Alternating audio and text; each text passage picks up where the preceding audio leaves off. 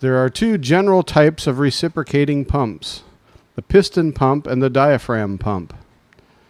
These types of pumps are operated by using a reciprocating piston or diaphragm.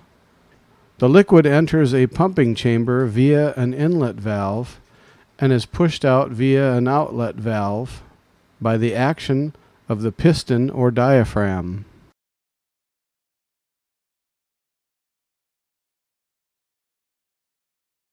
Piston pumps use a plunger or piston to move media through a cylindrical chamber.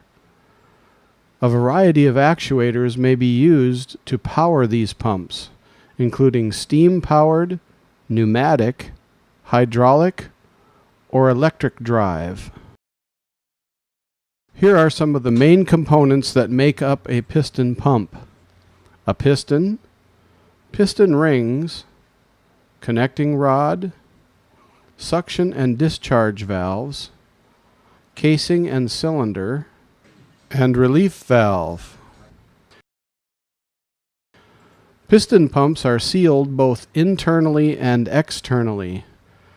The piston rings create an internal seal with the piston and casing. An external seal and packing gland are used where the piston enters the casing. The piston pump operates with a suction stroke and a discharge stroke. The suction stroke occurs when the piston pulls out of the cylinder. A low-pressure vacuum is created, causing the suction side to open and the discharge side to close. On the return stroke, the suction valve is closed and the fluid is forced out of the discharge.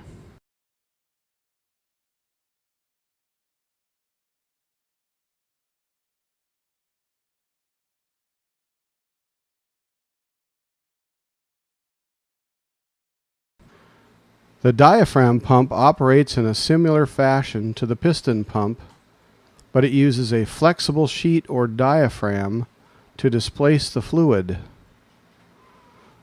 An advantage to the diaphragm pump is that it eliminates contact between the media being pumped and the energy source used to operate the pump.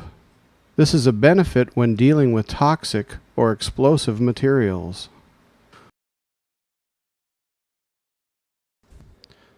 The diaphragm pump has a crankshaft or an eccentric wheel attached to a connecting rod. The connecting rod is attached to a shaft, and the shaft is attached to the center of the diaphragm. As the eccentric wheel turns, the diaphragm moves up and down, creating the pumping action required to operate the pump. When the diaphragm is up, the suction valve is open.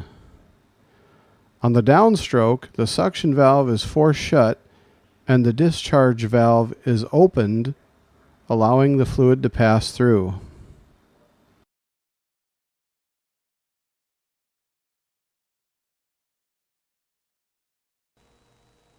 Thank you for viewing this procedure.